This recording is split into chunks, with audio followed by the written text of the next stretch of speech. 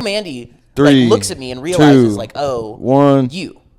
And so we're getting rolling. to, the end of it, and he won't stop railing against me. And Joe Mandy's like, hey, man, thank you so much for booking this and having it. And I was like, yeah, absolutely. And so Tim realizes and goes, and I was like, you're just a mean-hearted person. Why would you talk to someone like that? I was fucking 23 or 24, Never trying Met not to Your cry. Heroes. I was a huge fan of his fucking, wow, now I'm spacing on the name of fucking Awesome Show. Yeah, Tim and Eric Awesome Show. I grew up on that. Or I found it, and I was afraid to watch it as a kid because it was crazy. I'm not afraid, but I just never got into it. Yeah. And then found it in college and just binged the entire series in like a week. I've only seen a few sketches, but You I hold love the mic that a little one where he's closer? like, Oh, this my is bad. how I Yeah, talk no, to you're good. someone. What was that? I was telling him to hold the mic a little closer because those are like. When he has the flashlight outside that kid's window, he's like, and I taught them space like this. I do this with your son every night. One of my favorite things to do was to get in high school, get catastrophically high and watch Check It Out with Steve Brule, which is the John C. Reilly plays the news host, and there's an episode where he goes and finds out that he can't have kids. And he's like, oh, my baby gravy's all messed up. It's all screwed up. And then he drinks and passes out. And he has this vision where he has a son named Baby Roy, but it's just a midget in a wig that looks exactly like him. Uh-huh. And I fell asleep high. And what woke me up was John C. Reilly going, Baby Roy! Because the baby had rolled down a hill and died, in his vision or whatever the fuck. Anyway, hey guys, this is another episode of Pendejo time. You know JT, Jake, Ricca? Ricca. Jake Ricca is I've here. called you Ricca forever. I feel bad now. I wasn't even trying to correct you there, but you can correct people on your name. No, I don't, because it reads Ricca. It's Ricca. But it's Ricca. Yeah, that's just what I get. Yeah. A real ass Ricca. Are you from? Are you from Pennsylvania? No, I'm from South Florida, but every now and then my accent comes out, and it's my mom's from Long Island, and my dad's from Jersey. So I grew up in a household, and my mom sounded like Linda Belcher from Bob's Burgers. That's okay, yeah. That's so hot. I was gonna say because I've been watching that show Task, and I was like, you kind of had. I thought maybe there was a little bit of the Delco thing in there, where I was like, oh, I wonder if he's from Pennsylvania, but yeah, because dude, the accent. Do you know the show Mark Ruffalo? It's Mark Ruffalo, and then this guy. Was Mark Ruffalo on SNL? No, He's the Hulk. He's the Hulk. I grew up homeschooled. I don't know a lot of celebrities. This is a serious drama, but it's set in Delaware County where everybody talks like this. We're gonna get some water ice and we're gonna go down to the fucking Phillies. And that accent, I only associate it with fucking Stav, because that's his character that he does, where he's like, the fucking dirty birds are going to the fucking... So, in this show, people are getting shot and murdered. The FBI's corrupt. And every time one of the Delco guys talks, it's this serious monologue where he's like, we're going to go and we're going to get the fucking cocaine. I'm like, I can't... It's like the cousin of the Yinzer accent. Yeah, I can't take this seriously. I think the Yinzer is probably the dumbest American accent. Every time I hear someone talk like that, I'm like, oh, do you know how to read? I love that. The Yinzer accent's my favorite. We need more of that. The internet took that from us. The internet took regional accents. Yeah. And I hate that. I want someone to talk insane. You know what I mean? Everybody when I moved here a long time ago, and dude, I'm from it even happened to me a little bit, but I'm from South Houston, where it's over predominantly Hispanic and then rednecks. Dude, I moved here in 2012, and then a bunch of people from where my hometown moved to Austin, and within 6 months I would run into them. Last time I hung out with them was at a bar called Molly's in Houston, and they were like, "Hey, dude, it's good to see you." And then I would see them Austin a year later. They're like, "Hey, man, what's going on? What's up, bro?" And I'm like, "What's happening?" The accents change. Yeah, you don't talk you never talked like that. My parents both talk so country. My mom's Mississippi and my dad's Arkansas. Yeah. And my wife's parents are Cajun, so they talk super country too. Yeah. And I know for a fact our goal is for us to have kids that talk country. Yeah. Because it's it skips a generation, and then they can talk how our ancestors talked, where they sound like idiots, and they draw out letters they ain't supposed to draw out. You know. You kind of just assimilate to what's around you sometimes. For sure. Yeah. Especially when you're young. I had one of my best friends. This is middle school.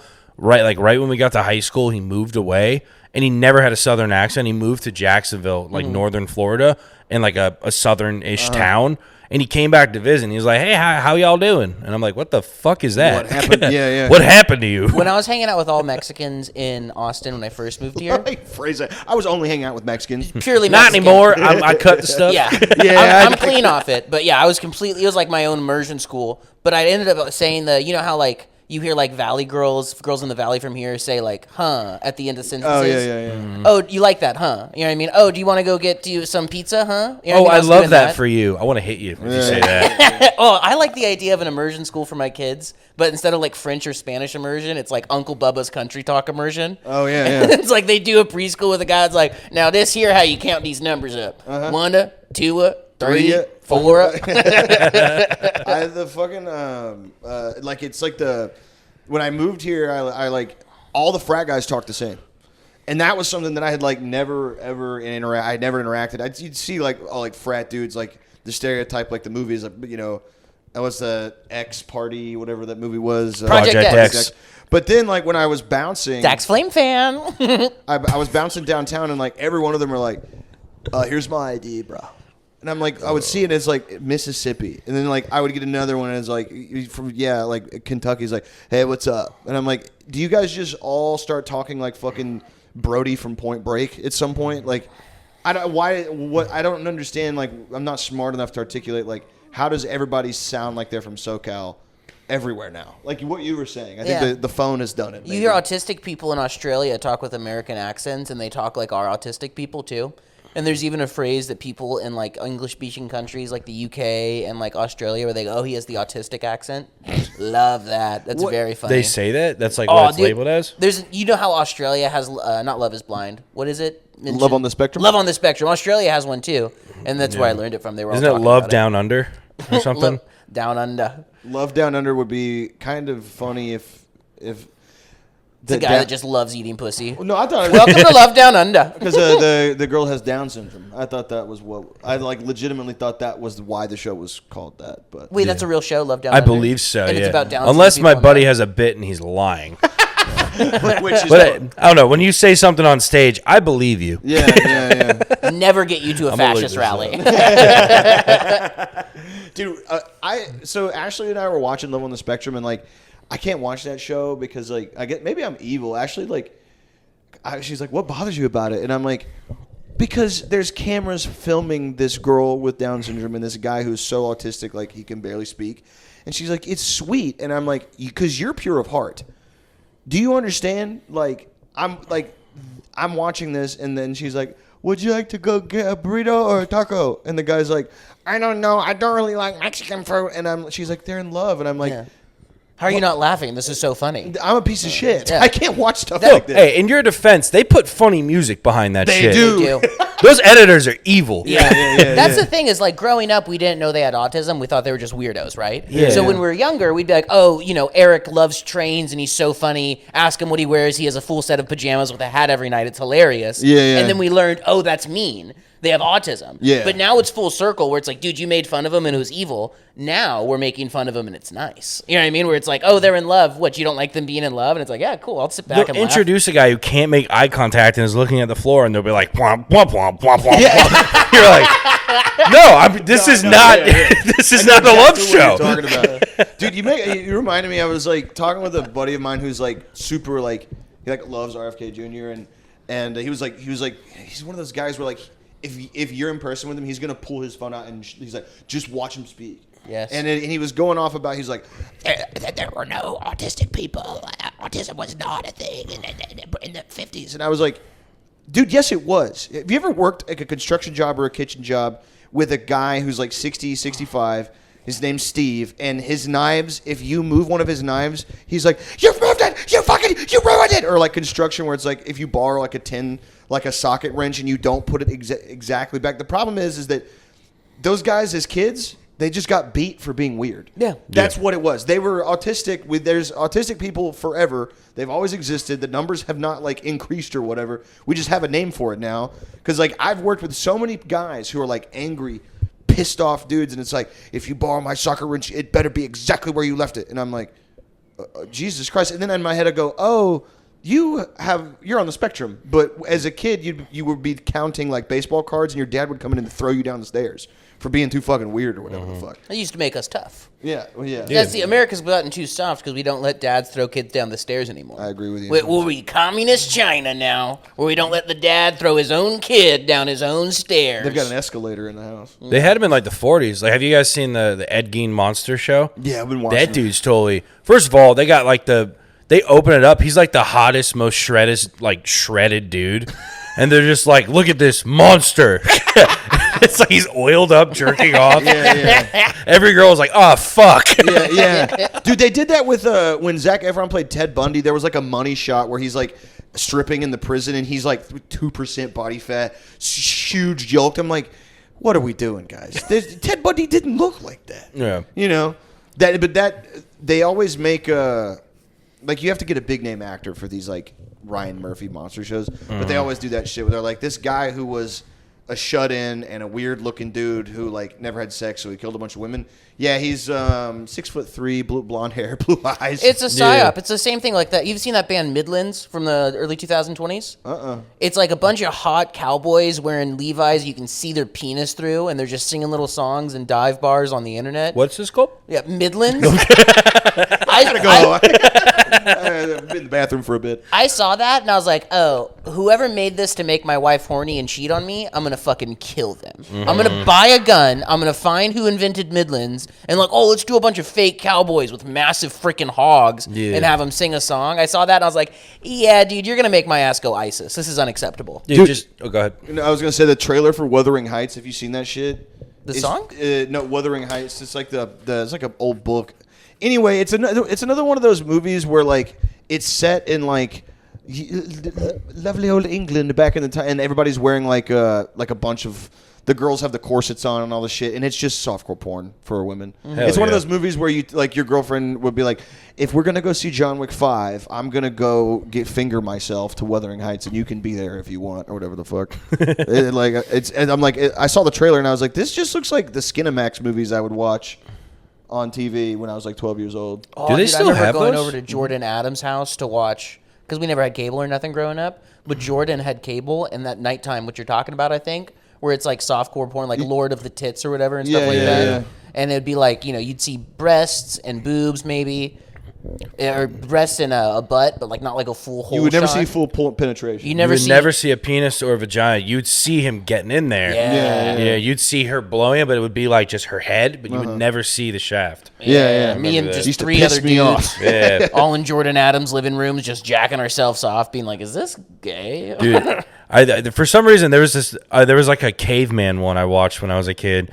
It was just a dude with long hair, and then he was just banging all these really hot cave women. That was the first porn I watched. Beautiful. When I was 12 years old, I grew up like not allowed to watch secular stuff very much, but I was allowed to watch Miss What's Congeniality. secular mean? Like worldly, like not Christian. Oh. I was only allowed to watch like Bible Man and shit like that. Bible Man. You guys watch Bible Man? I used to watch Bible Man. Me and Thomas were just talking about Oh, it that's a last- real thing? Yeah. The Sword of Truth. Yeah. He's a superhero, and his main villain is a girl who gossips called Gossip Queen. And then there was another guy that was like Mr. Liar or whatever. The drag queen. He goes and murders a drag queen. He's Pretty much, yeah. He's like, my enemy is homosexuality. he's just throwing the Book of Corinthians at him over and over again. Bible Man was crazy. But I was allowed to watch Miss Congeniality. Yeah. Which is like, now looking back, it's like that and Mrs. Doubtfire were like the two things that were like the secular stuff we would watch. But when Miss Congeniality 2 came out, I was 12 years old. And Sam Couch and Ethan Dolan, we went to the theater to watch that together, and we all jacked off in the theater. In the movies? We all jacked off. We didn't whip our dicks out. We all put our hands in our pants and jacked off. We talked about it. And then years later, I see Sam Couch at a wedding. And I go, Sam, dude, do you remember how like 10 years ago we went to see Miss Congeniality 2 and we jacked off? And he's like, no. That didn't happen. And I was like, dude, that 100% happened. And so I called Ethan, the other guy there, and he didn't remember it either. They're both lying. Whacked it out. And I was like, I'm not some pervert that jacked off by myself. We were encouraging each other to jack off in the theater, and we did. Not with dicks out. We all came in our pants. At least allegedly. Apparently, I'm the only person that came in my pants to Miss Congeniality too. Is there a chance they were like, yeah, sure, let's jerk off, and they didn't do it, and then you're like, oh, we're totally doing this. I'm jacking off alone. Yeah. What's up, big boy? You think that they duped me into being the lone pervert? Opposite. opposite. If anything, I didn't even want to jack off that bad, and they were the guys that encouraged. They were showing each other their hard boners. That was like a big thing in youth group, is you'd get a hard boner and kind of show that you had a hard boner through your pants. You know, very homoerotic. Dude, Yeah. I fucking me and an ex-girlfriend in high school, her parents were like super strict, and mine were, you know, my mom at least was very strict religious. So we would go. During the day, we'd skip school, and we would go to a movie that had been out for a while. This is our thing, and we would sit at the very top of the road. It'd be a completely empty theater, dude, and she would blow me. Nice. And I was like, nice, this rocks. Dude, one time, it was the Lorax. Neither of us wanted to see it, because we'd pick a movie nobody really wanted to see, and so we, it was like a 2 p.m. Tuesday showing of the Lorax. We skip school, we get there, we get to the very top, there's nobody in the theater, and then we would just like mess around or whatever. We were fucking teenagers. Dude, she's like halfway through blowing me, and an entire fucking group of I found this out because I could hear them talking in the hallway. Like an entire special needs like class. Nice. Comes You in- came immediately. It's fucking blasted. Oh, fuck. Like Now you can't stop watching Love on the Spectrum. You baby, turn it off. they were, God, their asses are so big. This orange guy's making me horny as fuck. They were like, some of them were like adults, and then some of them were like younger teenagers. But it was like, okay, everybody, get in the front row. And I'm up there, and she's like, she stops, and I'm like, I had one of those moments where I was like, I think I might be a little evil. I'm watching a kid's movie, get my dick sucked alone in a movie theater. The girl is my girlfriend. It's not a strange woman. You know, I didn't force her to be here, but this feels wrong. And the fact that there are now special needs adults in the room, this can't continue. But then, to your point, you're like, I have a hard penis in the movie theater. Yeah, I'm a teenage boy and I'm rock hard. This isn't going away. Yeah, you can't just go home and be like, all right, I'm going to go get my dick sucked, Mom and Dad. Yeah, You got to get it where you can. Yeah. You know? I just felt so bad. Dude, I remember, you ever, you go to tell what you think, I mean, we've led like similar lives. You tell a story that you think is funny to like one of your like friends, normal friends who like works at Oracle. He's got the Columbia vest on. And I'm like, yeah, I got my dick sucked at a viewing of we were watching the Lorax, and then a bunch of special needs adults came in with their handler, and then they sat down and I had to stop, and he was like, oh my God, why would you do something like that? And I was like waiting for him to laugh because it's a funny thing that I did that was bad. Dude, when I lived in Tulsa, my wife and I went out with this like couple that was like in Young Life together, and they were really nice. We had a good time. We were drinking, and then I started telling them a story where I was like, "Oh, dude, so back when I used to do drugs, me and my boys were at this strip club our homegirl was a server at, and our homegirl comes up to us and is like, hey, those guys over there are trying to buy coke, and they're here from out of town. They're businessmen, and so we're like, dude, say that we have cocaine, and so they're like, they go and we go behind the strip club, and these two businessmen that are like both have wedding rings on are at a strip club. They're telling us, oh, we want to buy cocaine. We're like, it's really expensive here. So the guy opens his wallet and he had like $700-800 cash, and my buddy just grabs as much of as he can, like $400 or $500, and he's like, we'll go take care of this. And then we just left. And I was like trying to tell the story, like, yeah, dude, so we robbed these businessmen from out of town. And they looked at me like I did the worst thing ever. And I was like, oh, this isn't funny to you guys. Yeah. I'm telling a fun story how me and my bros got some over on some perverts from Wisconsin. Yeah. And you're like, oh, so you were at a strip club doing cocaine, pretending to be a cocaine dealer so you could steal from two guys. I'm like, yeah. Yes. Crazy, right? I'm a bad guy. Yeah. I'm a bad person. And after I told that story, I was like, yeah, but I wouldn't do that now. I'm like 8 You beers. always have to say that. at And the I end. would never do that. And I'm like 8 beers deep in front of these people, be like, no, I could never do that. That's horrible, dude. That's That was horrible. 2016 was a different time. Okay. When I went to jail for stealing like steaks and stuff from HEB, like 2 months later, I had an interview at Sway, the restaurant here. Yeah. And the guy that said, like, have you ever been arrested? And I was like, I actually just got arrested recently. He's like, for what? And I was like, I was honestly stealing steaks from HEB. And he's like, you wouldn't do that here, though, right? And I was like, don't leave any steaks out in front of me. And he did not laugh at all. He's like, yeah, you're like clearly high on drugs and a criminal. Like, I'm not gonna hire you. Was this a job interview? Yeah. What are you doing? But you're true to yourself. You're just like, yeah, I'm crazy. I'll steal your shit. I remember I was like, like the first really good paying job I had, they like put me up in a hotel and we did this like company and like basically open bar crawl or whatever.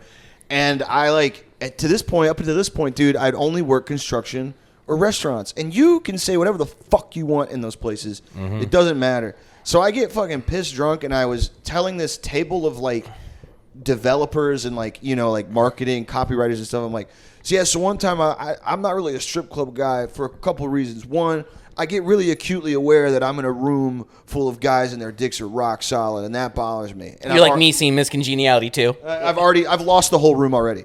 And then the rest of the story,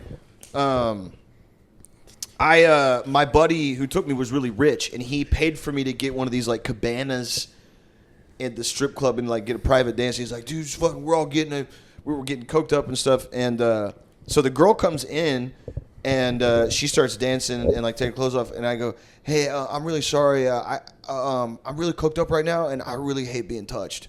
And she goes, oh, really? And I was like, yeah. And she goes, oh, thank goodness, I've got diarrhea. And like she didn't want to dance. Like she's like, I've had diarrhea all day.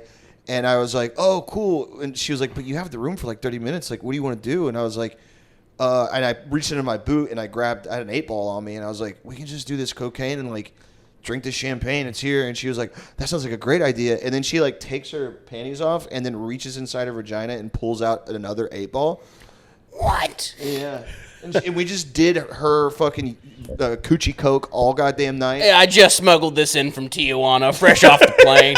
Do women do that? Do they use that as a pocket? Or is that like a crazy woman? No, I think it's kangarooing. The ladies call that kangarooing. Yeah, I think she was a stripper who liked cocaine. I think she probably had done that before. Meh. I think a certain type of lady like whenever I got pulled over with my ex and she had drugs on her, she would just right and I'm like, all right, fucking cool. I can't do that. I mean, I guess you could shove shit in your ass, but I don't want to be doing nothing. When I drove across the country, I used to drive to Joshua Tree for work all the time, and I do it in one shot. And the fastest way is to do the way that you go through Border Patrol checks. Yeah. This is so embarrassing, but I would take my weed and I'd wrap it in stuff and then put it in a plastic bag and then put it in my butt cheeks because I got a fat ass. So like, I didn't have to put it up my butthole. I would just put it in my butt cheeks. And one time I did it with a bunch of like 3 or 4 of those like dab pins things, just like the cartridge part of it. And I pulled it out and I didn't wrap it right. And the rest of those time I smoked those dab pins, it smelled like doo-doo butt. And like I take like a massive rip and I'd just be like, oh yeah, I'm eating ass and getting dab high right now. That's so disgusting. That was a vagina is like the original pocket because like humans used to walk around with no clothes. Yeah. If her hands are full, she's like, oh, all right, hold on. Yeah. Just start shoving shit. It's in her really pussy. just like in a woman's DNA. Like it's like the hunter-gatherer thing. We're like, if I have something to carry, I should put it in my pussy. That's like it's like a question you need to ask your friends when you're 10. You're like, do you think they put the TV remote in there so they don't lose it? And then I'm 31 and having the same. I love it. Having the same conversation. Penis still so hard it kind of hurts. Dude, yeah. Is that why some of the buttons are missing, Mom? What the fuck happened to the remote, Mom? Sometimes Ash will hear me like on an episode with you or something, and she's like, I'm proud of you. I'm happy for the show. Like, it's your dream. Like, do stand up. Blah blah blah blah. She's like, but sometimes when you guys talk about like putting stuff up your asses or like you say pussy, it just, I don't know, it just rubs me the wrong way. And I'm like, you've been with me 6 years. We're getting married. You're fucked. Yeah, like, for real. Yeah, you're fucked. My wife has not seen me do stand up in a long time. I think my wife listening to, I couldn't imagine her tuning into a podcast I'm on because it's not like I stop talking the second I get off mic. I'm like the second I see her too. And it's like if she listens to a podcast, I'm like, oh, is that exactly what you said to me a dozen times? Yeah. Like we were drinking the other night and I kept saying like, if Santa Claus were around, he'd beat the shit out of Joseph Smith, right, babe? And that was the thing I kept, because you know the story of Saint Nick at the Council of Nicaea. He goes up to this Arianist, this guy that said Jesus wasn't God. He beats the fucking dog shit out of him. That's a Santa story? Yeah, Saint Nicholas, the guy from Turkey, beat the shit out of a heretic at a church council. And it's like a funny thing in like Christian circles. I did not know that. That's fun. Wait, dude. Turkey? Yeah. Wait, Santa Claus is Turkish? Yes. Yeah. What? Yeah, he's brown as fuck. He's Turkish and can whoop ass, dude. Yeah. Whoa. But he beat the shit out of this guy from Egypt that was saying that Jesus wasn't God, and like it's like a famous church story and stuff like that. So I get 4 beers in me with my wife, and I'm like, baby, you know if Joseph Smith's walking around Santa Claus, you'd get fucking dog walked, right, babe? And she's like, you've said that 10 times tonight. She's like, we're at Pumpkin Nights right now. We're trying to go and see the fire show at Pumpkin Nights, and you keep tapping me on the shoulder saying Santa Claus wouldn't put up with Joseph Smith. Not with that guy. I was doing the. I think I was telling you about this. So, like, my mom's really religious, and I love her to death. She basically raised me on her own, but like she had me when she was 16, so she dropped out of high school. And so been reading this book called The Historical Figure of Christ by E.P. Sanders. It's a great book, and like goes through the Gospels and tries to like build characters and like try to get people to really understand who Jesus was and who the disciples were. And I was trying to explain to my mom that people didn't call him Jesus Christ. They weren't like, "Oh, what's up, Jesus Christ?" His name was Yeshua ben Yusuf. That's how people called him. That's what he was known as. And I was trying to explain that to my mom. I was like, they spoke Aramaic. No one called him Jesus Christ. Christ didn't come until later. It was like Christos in Greek and then shortened. And she goes, Yeshua ben Yusuf. That sounds like Palestinian or something. And I was Mom, like, you're so close right now. I was like, she's like, that sounds like Arabic or something. I don't know if I believe that. And I was like, well, his name was Yeshua, and they didn't have last names back then. So Ben Yusuf meant son of Joseph. Sounds like son of the devil to me, frankly. And I was like, in my head, I was like, oh, you're religious in the way that like Americans are Christian, which is like Yusuf like the terrorist. Yeah. yeah. Yusuf like the terrorist that you're thinking. Yeah. And I'm like, she's like, I don't know if I believe that. And I'm like, it's not about, somebody says something to you, something's true, and they go, I don't know if I believe that. You go, it doesn't matter. Yeah. What you think, like, it's real. Yeah, you have faith that he was a son of God, but here's what he actually was too. Yeah. here's the proof of this. Yeah, his name is this. Yeah. His name was this. The guy that started Boko Haram was named Muhammad Yusuf. And so whenever Yusuf Roach got in trouble for raping women, I told a joke to my buddy. I said, if I ever get the chance to go to hell, I'm going to beat the shit out of Muhammad Yusuf and Yusuf Roach. And it was Ethan, the guy from Blank Hellscape, and he goes, so you're saying if you got to go to hell, you would beat up 2 black guys? I was like, hey, all right. I guess Reagan's there too. My bad. I could pick different. To Hitler, Well, when you say it like that. Yeah, you put it that way. Yeah, I guess that's good. Oh, I remember the guy I was talking about, the guy that I jacked off in the theater with, the other sex criminal. His name, Sam Couch, real name, younger brother, Zach. His parents were also from Arkansas, but they grew up in the same fundamentalist homeschooled community I did. Yeah. They do, like, homeschool communities, we're not just not watching Seinfeld and stuff like that. We're not doing anything bad. I wasn't allowed to say crap or butt or nothing like that. Yeah. Pure heart, pure mind, you know what I mean? All that shit, right? Hands above the covers when you go to sleep. Oh, dude, absolutely. Yep. But Sam's little brother, at the time, he was like 3 or 4 years old. He was pretending to be a cat. And that was like the thing that his little brother did, was pretend to be a cat. But he kept doing it until he was like 5, 6, 7 years old. And then his dad, who's like a big country boy, would be like, Isaac, you're a human. You're not a kitty. You're a son of God. You're not a kitty. And so he would continue to be a cat, and his dad would yell at him in public and be like, Zach, stop being a kitty. And then Zach would like lick his hand like that and stuff like that. And I remember him being like 9, 10 years old and still doing it and like sitting on the back of the couch like that, like sitting like how a cat would. And his dad, Mr. Couch, coming out and being like, Zach, you sit like a young boy, a young man of God, not a kitten. I'm yelling. Randy's coming over here now. You're talking about cats. He's like, you talking about cats? You kill Zach. This big dude. Hey, you can't be up here, buddy. When I first came over here, met Randy. JT was telling me this is Ashley's favorite story. She was like, she was telling me that he's like head in his hands, crying, drunk. Randy's just like sitting on the couch, and he's like, "You're such a bad dog. You don't listen. You're so big." And then you were telling me that they paid like a bunch of money to get him trained. Almost $6,000. Yeah, and we sent him to a doggy boot camp. Yeah. And then what the lady calls you on the phone is like, we ran some tests and tried to train him, but he's just a bad dog. Yeah, she was like, he's too headstrong, too stubborn. It's too much. She was like 6,000 years of DNA of him living on his own. Yeah. Of dogs like that just knowing to guard areas. He's not going to listen to you, Yeah. but it's because he loves you. Yeah. I'm like, he's so good, he's bad. Yeah. But he's sweet though. He's not barking and biting. Yeah, he sweet. does what he wants, but he's not going to attack people. Yeah. The first episode I did with JT, at his old place, I set the camera up, and the dog was playing with the cat, and like the camera I had just gotten, it was like $2,000 camera and all my setup, and I was like, hey, you don't think they're gonna like knock over or anything, right? And JD goes, oh, no, they don't play in here. And then right when he said that, Randy, like, full speed ran almost directly into the camera. And he goes, I think I'm going to put him outside. Yeah. Then he will bark. If he's separated from you, he'll bark and scratch at the door. He actually, he destroyed multiple doors before by just jumping on them over and over again. His kennel, like, you could put a human in there. It's the biggest kennel I've ever seen. It's like yeah. We look kinky. People think we're doing sex stuff. I thought it was like dog play at first. Then I was like, nah, they just got a big cocksucker. I would do dog play. You would? Yeah. If my wife was like, oh, will you pretend to be a dog or treat me like a dog? I wouldn't like it, but I would do it. Would you guys play a little if you were asked? It depends on if it's my wife or if I'm hooking up with someone. It depends on how hot they are. Yeah. Kind of mood you're in that. Could you imagine a hookup, like a drunk hookup, like a one night stand, and she's like, you're coming home from the bar, and she's like, hey, by the way, I want to pee in the corner and have you put my nose in it. You know what I mean? It's like, oh, I think that's something you do after I'm in love with you. Yeah. He's getting him all riled up. Some dog play. Whoa, hey, whoa. While you're down there. He's like, I just call that play. Ashley has made it very clear because I exposed her to like parts of the internet she didn't know existed, like diaper play guys. Oh, and, like, I love ruining my wife's beautiful small town Texas mind and stuff like that. Guys that wear pacifiers while they get fucked in the ass. And yeah. I was trying to explain the concept of like baby play to her, and I was like, what would you do if I told you that I like was into that stuff?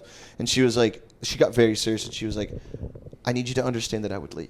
She was like, I love you so much, but if you wanted to wear a pacifier and have me like fuck you in the ass with the strap, like I would leave, and I would have to tell my parents why I left. It's because you wanted to wear a bib and have me suck your dick, and I just can't do that. And I was like, well, good thing I'm a boring vanilla ass motherfucker then, I suppose. My thing is like kissing, love kissing, love making. You know what I mean? Yeah.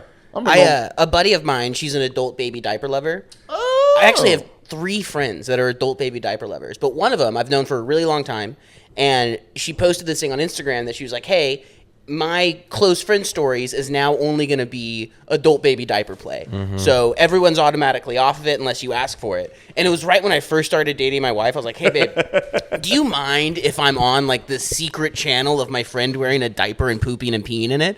And she was like, does it make you horny? And I was like, not even a little bit. I want to see it because I'm kind of disgusted that homegirl's doing that. And she's like, yeah. I've been on these close friend stories for like 4 or 5 years now, and every single one makes me go like, "Oh, it's crazy! Yeah. It's crazy." She has adult pacifiers. She sets up like a big adult play area in her house, and like a bunch of girls go over and pretend to be babies and have sex with each other. ABDP is pretty rough. Oh, dude! The other thing about diaper, I swear to God, this is true. You're excited. Okay, this is nuts, dude. This is something that makes me go like, okay, you shouldn't be doing this. I've never seen him this high. We've done so many episodes together. Once you learn how to poop your diaper again, you suffer with incontinence for the rest of your life. Really? Once you cross that boundary of pooping your pants, it becomes a trouble for you not to poop your pants because it takes so much to like do that. Yeah. And that you unlearn that, then you poop your pants for the rest of your life. That is fucking That is dedication. Imagine knowing that and being like, yeah, I'll still poop in my diaper if I'm horny though. You just can't discern if it's a fart or not. I'm an American. You know what I mean? I'm like, if you want to poop in a diaper, I'd die for your right to do that, buddy. All right? That's your God-given right. Even if you want to do it on a bus. I'm the guy jacking off in the back of Miss Congeniality too. How am I going to tell you not to poop in a diaper if it makes you horny, right? Yeah, that's true. But still, it's one of those things that I'm like, I can't get enough of it. Every time I see it, I'm like, oh, I try to show my wife, and she's like, please, no. Yeah. I've shown my wife that video of the donkey getting eviscerated by the train like 100,000 times. She's like, what are you laughing at? And I'm like, oh, you know the video? And she goes, is it the video of the donkey getting hit by the train and he gets turned into pink mist? And I'm like, yes. Yep. And she's like, why do you like that video so much? And I'm like, because first of all, it's funny. Second of all, the donkey looks at the train the moment right before he dies, and the look on the donkey's face is like, Sweetie, mystics used to pierce their body and starve themselves and not drink water for days. Now, men like me that study the esoteric, we watch violence on animals online. Mm-hmm. Baby, right. I'm a modern wizard, okay? Yeah. I'm a philosopher, according to Joe Rogan. I watched this thing this morning where this girl was addicted to eating, or she's not addicted. She has a disability where she can only eat like chicken nuggies and butter noodles. That's a disability? Yeah, it's called ARF. It's like ARFID. It's like ARFID. Yeah, certain. It's a disorder where like any other type of food that's not the food that you like makes you sick and throw up. It's like a girl disease. Yeah. Oh wow. You know It's what I like mean? I'm a big baby disease. Yeah, basically. Yeah. And it's like my hot take is like those symptoms are real. Like if you're doing that, it's because you feel that way, but it's because you've been allowed to feel that way. You know what I mean? Right. There's not a single Indian kid on earth whose parents let them get that. Right. Imagine any kid be like, you do not eat this food. It's never gonna happen. You know? I think maybe you could maybe attest to this, like or JT, like anytime I had a behavior that could have become like a different type of neuroticism, my dad would be like, "Yeah, we ain't doing that." Mm-hmm. Like I had this thing where if I had to poop, I would go behind the couch and I would like bounce up and down on my toes, and it was just this thing that I did. And my dad would be like, "What are you doing back here?" And I was like, "I gotta poop," and so I get scared, so come back here and bounce so I don't have to, because I didn't like to poop as a kid. And he goes, "Hey man, you're going to go in there and you're going to shit and you're going to stop bouncing like that because it's fucking weird." And I was like, and sometimes I get like old school in my head where I'm like, I think we over-therapied ourselves, where it's like, no, that's fine. Yeah, that's cool. Do your thing. Poop in your diaper, pee in your diaper. And it's because of your trauma. The older that I get, the more I'm like, no trauma. I don't want to hear about it. Like, oh, well, my trauma made me, suck on a pacifier. It's like, I'm sorry. I don't want to know that your parents should have thrown you down the stairs more. Listen, Tough buddy, I love was needs- molested, and my only problem is abusing drugs and alcohol, okay? So if I can get molested and just be a cool, chill guy that does drugs and alcohol, maybe you can not piss your pants. Yeah, buddy. yeah. It's called tough love, pal. That's the guy that's molesting me. Yeah. That's Drew Springer being like, oh, we It's gotta gonna bleep be that pretty name out. tough, but just know I love you. I had a buddy. He was in the Marines, infantry, and did the whole 9 yards and stuff. And he comes back, and we were at a party at my house, and he we were outside smoking, and he comes up to me like real close like this, and he's like real drunk. His eyes, he's 1,000-yard stare, and he's like, "Jake, I'm gonna tell you something. I don't want you to interrupt me. I don't want you to try to understand or sympathize because you can't." And I was like, "Oh shit, he's about to tell me that he shot a kid or something, or he did something bad." He goes, "Are you listening?" And I was like, "Yeah." He's like, "I've been letting Vivian tie me up and call me a girl and fuck me in the ass with a black dick, and I really like it. And I just wanted to tell one of my friends that." And I go, "Dude, my eyes were wide. And I was like, I thought you were about to tell me that you strapped a bomb to a baby. That's fine." Yeah, but that was just service. That's nothing else. Well, let's keep job and personal life separate. Yeah. I was like, "Dan, dude, you came to me with so much gravitas, and I thought you were about to be like, we did something bad over there. It was a killing field out there in Kandahar." And I was like, "Dude, you just like to get shibari, I think is the term, rope bound, and then wear a wig and Notice how he pretended not to know the word shibari for a second. I think it's shibari or something, like a Japanese way to tie your body. Yeah. I didn't know how to. I didn't want to be like shibari, the thing that I know about. The thing that I've clearly looked up online before. Yeah. Well, I mean, I learned it from him. He's like, "Oh, it's like rope binding," and I was like, "Oh, is it like a sex thing?" He's like, "Sometimes it's just nice," and I was like, "No, it's a sex." If you say sometimes it's just nice, and you're talking about being bound with 3 foot thick rope, you're not chilling. Yeah. You know I what mean? never want to be bound. Doesn't that sound horrible? I don't like that. Yeah, that sounds like shit. It doesn't get it done for me. When I used to door guy at this after hours club downtown, and this older couple that the idea of it made me so horny that they did this, but I would never want to do it, where she would find dominatrix women to step on his balls and shit like that in front of her, and it would make her so horny that she would jack off and squirt on him and shit like that. And the idea of it, I was like, that's so hot. I love that you guys are in your 40s and doing insane sex stuff. But one day, and they came all the time, she showed up and had a black eye and was telling me we went really hard, and I was like, okay, I'm over this. Yeah, I'm heartbroken. Yeah. I was like, I'm heartbroken right now. I was like, I'm so sorry that they're doing this to you, bud. I want to save you. Yeah.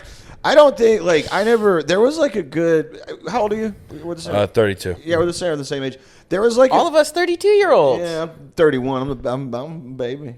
Oh yeah. There was a 2 or 3 year period. It came from the Tumblr side of things where light BDSM was all the rage, choke me or slap or whatever. And I remember one of the first girls I hooked up with in college, I like tried it because I had like, you know, she was like, oh, and then I immediately realized, oh, I'm not built to do that. Like, I'm not built. Like, the moment I was like, oh, no. Maybe I'm just a vanilla ass dude that likes just normal missionary sex and going to sleep and then watching Sports Center. I was like, I'm gonna be a cool like sex. We're gonna do like cool stuff. Nope, absolutely not. Doesn't do it for me. I felt evil. And then like, you know, and I would date girls that were into that shit. And I'm like, I'm letting you know right now, I can't do it. You know what I mean? Because you're like, at the time I was also like I was like a much bigger guy, and it's like I just feel wrong being a big fat guy choking like a girl that's way hotter than me. You know what I mean? I had sex with this woman before, and we had sex a couple times. What was his name? Got his ass. He really did there though, right? Yeah, what was his name? Yeah, you got it. Go ahead. Fuck, dude. You walk out of your Right here, pal.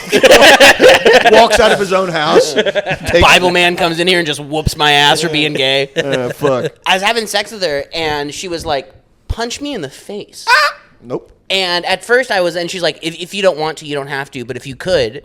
And so, not hard, but I popped her in the face, but I hit her in the mouth, and she just like bled, and it turned her on, and she was getting juiced up, and I like went to the bathroom, and I cried. I cried, and then I came back, still hit it. You know what I mean? I was like, I'm still gonna come, don't worry. Yeah, we're good. But like, I went and like cried. I just felt horrible, and like there was blood on my hands. I was like shaking in the bathroom, like I did something really bad. She was so juiced up on it. I swear to God, she asked for it. But it's such like a vivid memory I have of me just being like, and then like almost immediate like just blood coming out of her mouth, and her like being like, yeah, and me being like, oh my God, this is illegal. I did something unforgivable. You realize very quickly that you're like not like, because in my mind, I think when I was younger, I was like, oh, like, we're doing cool set. We're doing level 2 fucking. We're doing trick fucking. Tough guy sex. And then I'm like, you know, nope, that's not. Yeah. I'm always because I've been asked. I feel like women that want to fuck me, that's like a big dude with a beard. It's like there's a good chance they're gonna want some crazy shit done to them. You know what I mean? Yeah. So it's like a lot of them have asked to be choked. I've had to. I never go all the way, but you usually start with like a collarbone. You're like, like I inch up, and then. I usually never get to a point where they can't breathe. I can never do that. Yeah, that's crazy. But I've had a girl be like, no, you need to fucking choke me. Yeah. And she's like, you're not going to. I remember we were just like talking and being friends. She's like, so you're not going to make me suck your dick right now? I was like, no, I would love that if you would want to do it. I would to ask me. politely. Yeah, because I'm a normal guy. I'm a guy. Yeah. It was terrifying, That's but it was it. great. Yeah. It was terrifying. It's also, I remember I was seeing this girl for a while, and she was like, you know, choke me, slap me, pull my hair. And then over time, she asked for it less and less. And I come to find out, she was like, I just assumed you wanted to do that. That happened to me too. And I'm like, I'm doing it because you're begging for it. I would love to like make love and chit chat afterwards. Yeah. Let me have sex where I'm on my side and I can do it the lazy dog style. You know what I mean? Yeah, I can watch TV. Yeah. Yeah, I'm not into the if they want me to, I do it. But it's like, yeah, I'm pretty standard. Yeah. I'm happy I'm in there. Yeah, I'm happy. Yeah. So thankful to be here. Yeah. It's a Chevy Malibu with a 350. It's reliable. You get 500,000 miles, but don't expect it to do nothing crazy. You know, I'm not sport fucking. Absolutely not. I'm not doing that shit. I've never sport anything. Yeah, I'm built for comfort, not speed. You know what I mean? Yeah. That's my thing. But it just, you know what, guys like us, it's just nice. Jake also used to be fat, so he has that fat mentality when he says that. And he's like, oh, I'm built for comfort, not speed. And it's like, I don't know, man. You're like the skinniest guy on this couch, but you used to be like 40 pounds heavier. Almost 100 pounds heavier. No, that's crazy to me. Yeah, I almost weighed 300 pounds. I was damn near 300. Dude, I was over 300 pounds when I first moved to Austin. Yeah. Yeah, it's crazy. I'm over 300 pounds right now. You got muscle. Yeah, but It's different. I was like, You're I bare. was just fat. Like, okay. I wasn't strong fat. I would lie, and I would tell people I was strong fat Me too, because I it do made that me still. feel. I'd be like, yeah, I'm putting up like 285 on bench. That was straight dog shit. Probably just 150, 145, 155, nothing crazy. But it made me feel better. And then when I lost the weight doing kickboxing, I was like, oh. I lost the weight while I was dating my current wife. And Current wife, she loves to be called that. my current wife. She was like, I kind of miss when you were. I kind of miss your little belly, and I'm like, I have like bad like body image problems, and I was like, my belly. And then, but it's like I'm looking at pictures of myself, and it's like, oh yeah. You know, I got the bad type of fat guy confidence where it's like I got fat again during COVID. I gained went from 180 to 260, and I think I'm so hot. And also, my wife is so she sends me TikToks where it's it'll be like a dinner table and it'll be like this and a chubby husband. And it's like, stop encouraging this. Because I'm delusional. Like, if you said rating yourself on a scale of 1 to 10, I'm like, oh, I'm a solid 8. I'm like a solid 8. I think probably most women are attracted to me.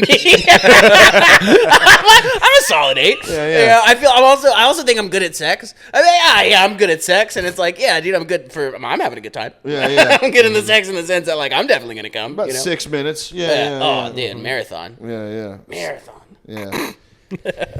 And do you remember,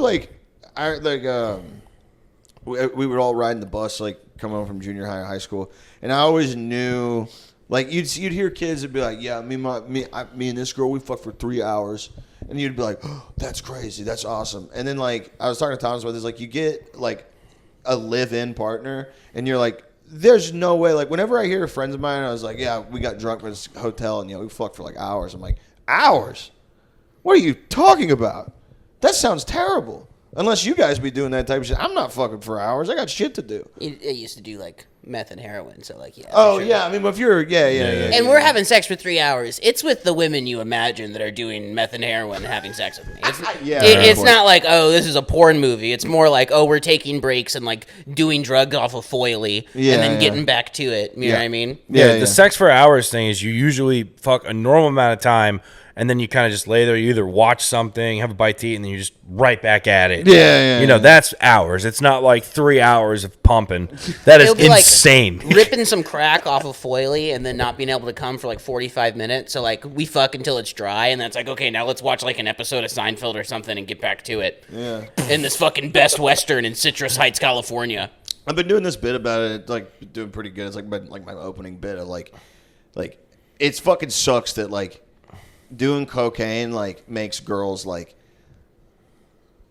they become 1,000% hotter in their minds, and they're very confident, and it makes my dick 10 degrees colder than the rest of my body and 1 inch long and just kind of wet. Mm-hmm. And she's like, oh, what are we gonna do when we get home? And I'm like, I'm gonna try and pull on it a little bit, and then I'm gonna watch Francis Ngannou KO highlight reels. That's another thing about doing hard drugs is I could jack off soft and come. Really? Oh, what? Dude. What I used to do, because you guys know 8-ball, right? Where you're doing either crack or meth and heroin. Yeah. I used to rip that and then pretty much almost all the way soft. And I'd take Vaseline or something and just spider my dick like that.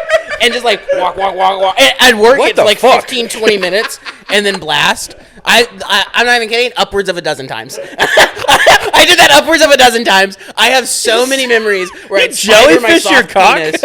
Yeah. Jellyfishing. Jellyfish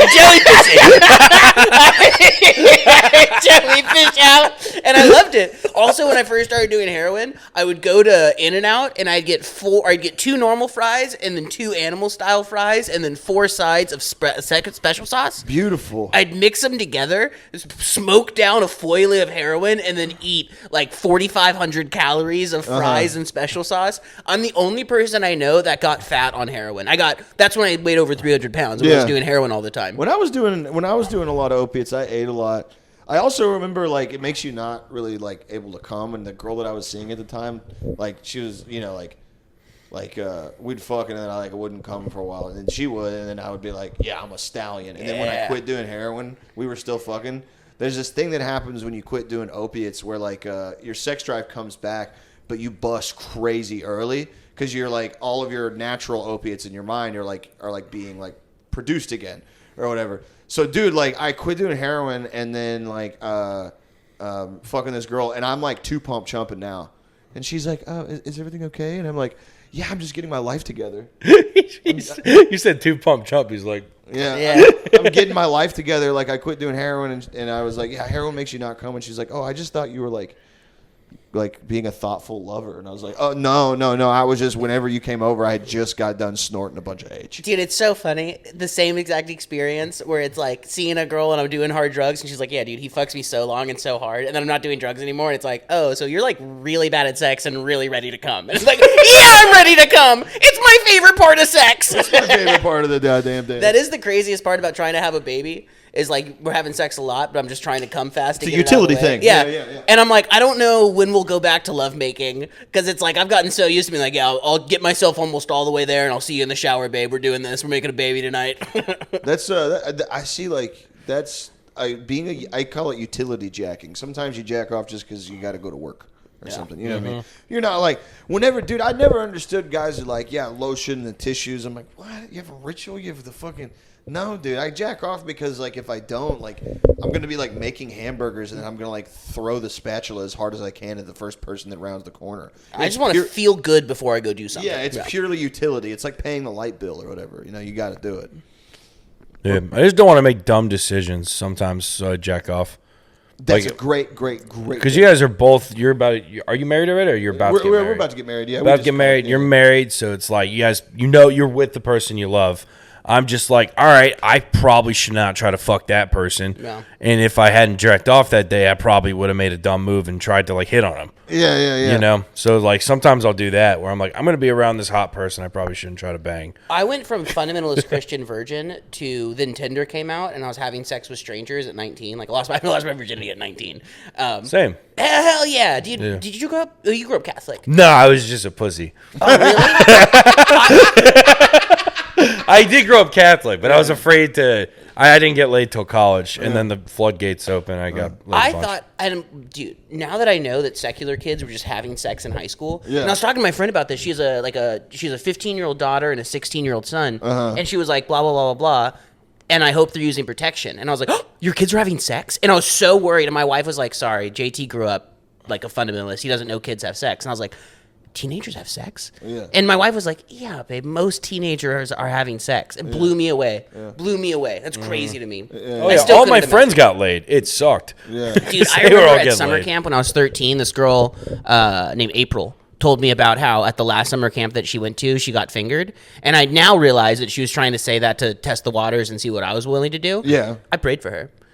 She told me that, and I immediately was like, Lord Jesus, I come to you for April right now, and we pray your healing. And it was immediately like, oh yeah, this is what women want. Women want a man that will pray to restore their fingering virginity. Do you have those? So do you have a lot of those instances in your head of like, dude, I totally could have gotten laid back then. Yeah. Like I have so many of those instances where I'm like, oh my God, I was so dumb. Just reading the room. Yeah. I like, dude. So when I went, my mom sent me to. I thought it was just a church camp for like a week, but it ended up being one of those like my son is being bad, so we're just going to spend a whole week in the woods talking about Jesus and listening to worship music. I just thought it was like a church camp, but it ended up being like a church camp for wayward teen boys. Anyway, there was the girls' cabin and the boys' cabin, and then we would go out and we would hike, and then we would like, you know, read scripture and listen to worship music. I found out one of the funniest fucking things I've ever heard. Like two, you know, her name was Eliana. I forget the guy's name. It doesn't matter. So they were messing around in the cabins, but they were deeply Christian kids. We only know about things like 69ing from like the TV. And so he tells me that they're fooling around, and he was like, we should try 69. And she's like, what's that? And he's like, oh, it's where like, you know, you suck my dick and like I go down on you. But they didn't understand the mechanics of it, so they did it, but with him on top. That's how I do it, too. And like later on, he told me, he was like, dude, I felt so bad. Like, I'm just like laying on this girl with like my balls on her forehead. And like 69ing is like, it's an annoying thing. It should be just the girl. Like, obviously the girl is the one that's like, but he was like, they didn't understand the mechanics of it. So he was like, yeah, you lay down and then I get on top of you. And I just imagine my fat friend like in church camp. You can kind of hear washed in the blood of the lamb in the background. You know, like the power, the holy loving power washed in the blood of the lamb. And he's just like crawling on this girl. She's like, yeah, we're going to 69 like the movies, and like just fucking the game up because that's not how it works. I mean, I guess, you know, You get it done. Again, confident fat guy. I've done the hell out of that. Yeah. I go, oh, you want 250 pounds of like stinky boy on your face because you're about to get it, mama. Yeah, some girls they call it being smushed. I think. Yeah. They like want that of like they want you on top. Yeah. But I don't like 69. It's overrated. Overrated. Wait your turn. Yeah. The fucking dude, I was telling Thomas I worked with this guy, big, like 6 foot something, Hispanic dude. He was like easily like 400 or 500 pounds, big fat guy, tall dude, and we were working 7/12s, which is like 7 days a week, 12 hours a day, and then you get what's called a fatigue day, so it's every other Thursday, so you work 2 weeks in a row doing that shit. And we went to the bar that Sunday, this place called Neon Moon in LaPorte, Texas. And he was telling me, he's like, yo, my wife, we've been trying, like, because these guys get drunk and they'll show you pictures of them, like, fucking their fat wives on their phone. Like, it's every construction site and kitchen in the world. Yeah. Flexing. I love you flex at this shit. Yeah. And so, like, and he's one of those guys like, yo, you want to see me fuck my wife in the ass? And you're like, no. But anyway, he was telling me that his wife, like was getting into, like, butt stuff with him, and he was like, yo, so, like, hey, I know it's going to sound a little gay, but, like, you got to try it, bro. Like, when you get off of work, see if your old lady will eat your ass, because, like, we've been doing it. And I'm like, I thought to myself, I wasn't mad at him, I was mad at her. Because I'm like, brother, we work 12-hour days in the Texas summer heat, 110 degrees, in fire-retardant coveralls and our high-vis vests. We've got our jeans on. I know. If I have swamp ass, you've got fucking peat bog ass. You've got, like, salt marsh dick and nuts. And I was thinking to myself, like, I was like, oh, like, do you shower when you go? And he's like, nah, she likes it right. And Oh, I want to God. taste your day, sweetheart. Yeah, and I was like, and he was like, yeah, she's a real freak. And I got mad. I was like mad at the bar I was drinking. I was like, you cannot be letting her do that. You can't let her do You're that. doing fire and brimstone pastor preaches. Yes, dude. I was like, are you telling me, you big motherfucker, that you drive a forklift all day and we fucking load pipes and we load fucking valves, and then you come home and you fucking take your Wranglers off, you peel your fucking Wranglers off, and your wife sucks your dick and eats your ass? And he's like, yeah, she loves it. I'm like, she doesn't. I can't believe this. A spider in the hand of God being held over the pit of hell. I was like, I couldn't believe it. I couldn't buy it. I'm the most disgusting little pervert because it's all gross fat families that do that. Every guy I've worked with like that, it's like, do you want to see a photo of me? Yeah. I'm like, yeah, let me see it. Oh, hell yeah, dude. Oh, Eric, that's so hot. You guys do that? Yeah. Those guys love to show you pictures of like their penis hard, like about to go into their wife. Oh yeah, I'm fist bumping it, being like, nice, dude, nice. I'm the most disgusting. Every job I've You're had, an enabler. yeah, every single. Encouraging I've worked with it. so many guys like that, and they go like, oh, I know JT's gonna love this. I'm like, oh yeah, I am. I love it. This is why you flex at every crazy thing we've said so far. You'd be like, yeah, this guy eats shit and then punches puppies, and you're like, you do. Yes, sir. Yeah, it's me. Yeah, that fucking. We used to go play Texas Hold'em at this bar by the job site, and I'm like, I at the time I was a serious card player. I take Texas Hold'em very seriously. I like poker, and I'd be playing with these guys. Like, I got my hand, and I'm like, betting and thinking about strategy, and I need another club, and then blah blah blah blah. And this guy, like, I turned to him because the bar was behind us, so I turned to get him a beer. He just has his phone out, and it's a full volume video of him fucking his fat ass wife. Hell yeah. And he was like, I was trying to show you this earlier, but you went to the bathroom. And I was like, what? You didn't even ask. Also, is she cool with this? And he's like, yeah, she don't give a fuck. She like it when I show people. And I'm like, you know who I'm talking about. The fucking, like, they're always line cooks, or they're like welders or whatever the fuck. They're just like. That's the thing is, like, if I ever watch porn, I'm gonna look up the ugliest people having sex. And it juices me the hell up, dude. Why? I don't know. I like the idea that it's like if I walked in, they'd be like, oh, we like that this guy's watching. He's way hotter than us. You know what I mean? I don't like the ugliest, but I don't like them too hot. It needs to be in reality for me. Yeah. It needs to be like, oh, there is a chance that if I met someone that looked like this, they would fuck me. Yeah, I see what you mean. I can't do like the Barbie, like perfect looking, like anatomically perfect, Yeah. Just like that doesn't, there's no way. Like I that, want a that girl dude that's isn't banging balding, me. a woman with a cesarean scar, and like the third to be like someone who looked like they used to be homeless. You know what I mean? Like I meth got you. teeth. Yeah. I want like while she's getting fucked, you're like, oh, she's not too attractive. And then the right light hits, you're like, oh, I see it. Yeah. Well, I do want them to be having a good time. If I'm going to be watching porn, I want them to look like they're in love. I want them to be having a good time. My thing is, if I'm watching porn, I don't want it to look like it was made for profit. I want to look like I'm watching someone's like art project. Yeah, amateur guy. If it's made for profit, I'm like, oh, I'm a pervert. This is pimp. This is human trafficking. I can't do this.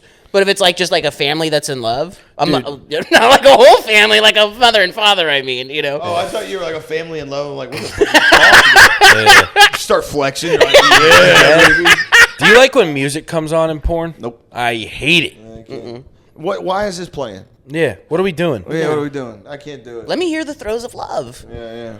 I like remember like one girl like asked like, oh, we should film ourselves, like fucking, like she was like into that, and then I was like, okay, sure.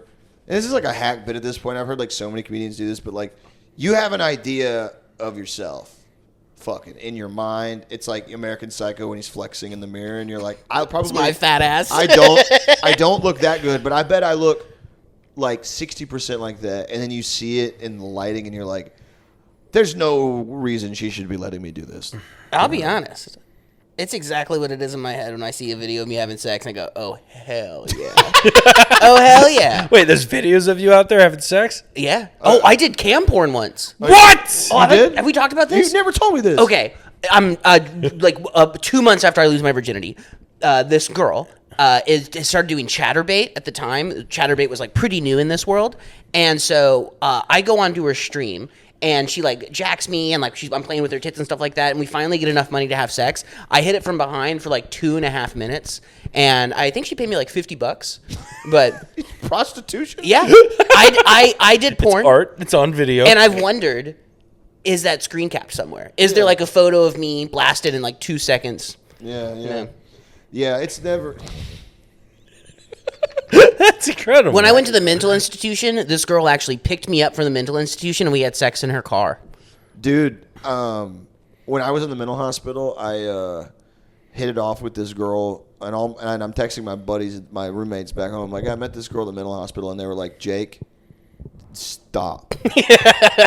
They were like, what are you doing? And I'm like, oh, she's kind of cute, and she likes me, and, like, we have the same problems. And they're like, literally, stop. I think I told you this. She was like, when we get out of here, do you want to go to a Buck Cherry concert? And I was like, in my head, I'm like, I hate Buck Cherry, but I want to have sex with this crazy girl. So, yeah, of course. So, dude, I pick her up in my car. We're like 2 weeks out of the mental hospital. I get like, it was at Circuit of the Americas. So I get halfway to Del Valle, and she goes, I'm sorry. I think I want to go with my boyfriend instead. And I was like, wait, what? Don't grow conscious now, mama. She was like, I do have a boyfriend, and I think I want to go to the concert with him, and not you. Is that okay? And I was like, we're on like, I'm on fucking what's the like Loop North. I'm like, I mean, I guess. She's like, can you drop me off at his house? And I was like, come in? Huh? Can I come in? So like, I come back to the house, and then my housemates are like, damn, you're back early. Like, what happened? I was like, oh, yeah, we were going to go see Buck Cherry, but she told me she had a boyfriend and that she wanted to go with him instead, so I dropped her off. And my roommate goes, you got stood up by a schizophrenic woman, and you dropped her off at her boyfriend's place? You got cucked by a girl who, like, believes in wizards and, like, talks to herself? And I was like, yeah, basically. And they were like, dude, your life sucks.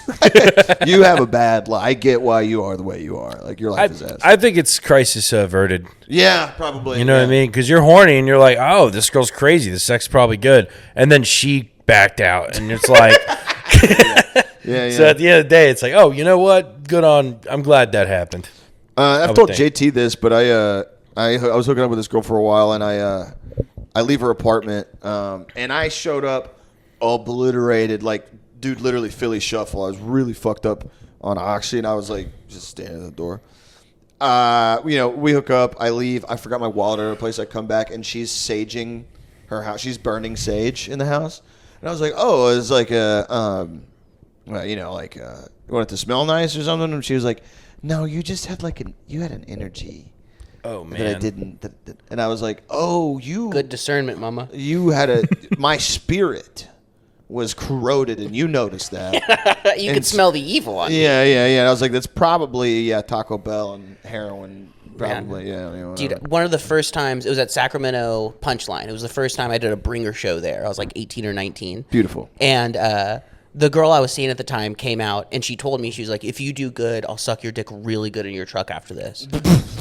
I crushed. What fucking pressure? And you were new? Oh, I crushed. Oh, good for you. It was a bringer show, dude. All of my friends that did drugs and all my friends from the church I had just left, like, I obliterated, right? Beautiful. It's a bringer show. It's all my friends. Yeah. They're seeing their buddy do comedy. I was so ripped on Oxycottton afterwards. She was blowing me for like 15, 20 minutes in my truck, and she was like, can you just jack off? And I was like, okay. So I started to jack off.